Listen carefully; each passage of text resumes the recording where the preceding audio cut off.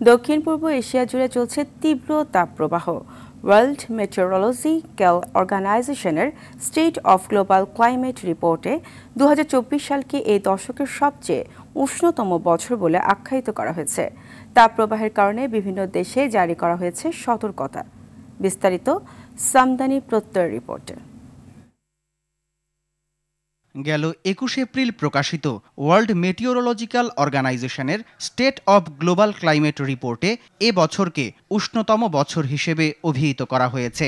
জলবায়ু পরিবর্তনের বিরূপ প্রভাবে গোটা দক্ষিণ পূর্ব এশিয়া জুড়ে অস্বাভাবিকভাবে তাপমাত্রা বৃদ্ধি পেয়েছে।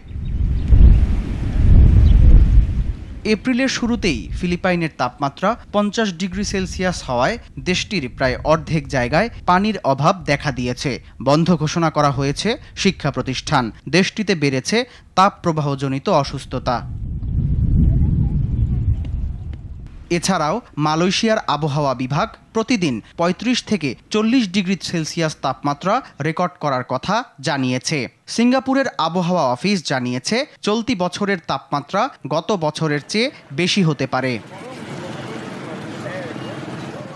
এদিকে থাইল্যান্ডের স্বাস্থ্য মন্ত্রণালয় বলেছে দেশটিতে শুধু চলতি বছরের জানুয়ারি থেকে এপ্রিলের মধ্যেই হিটস্ট্রোকে মারা গেছে 30 জন।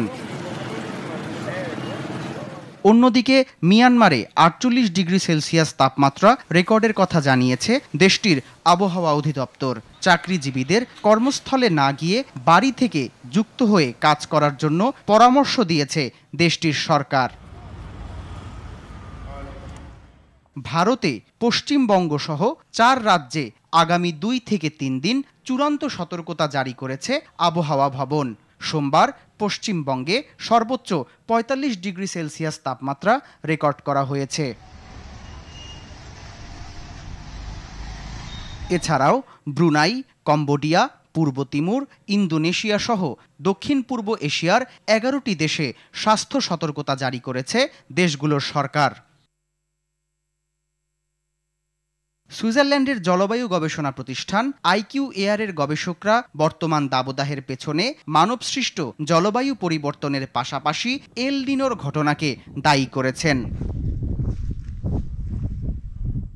সামদানি প্রত্যয়, RTV।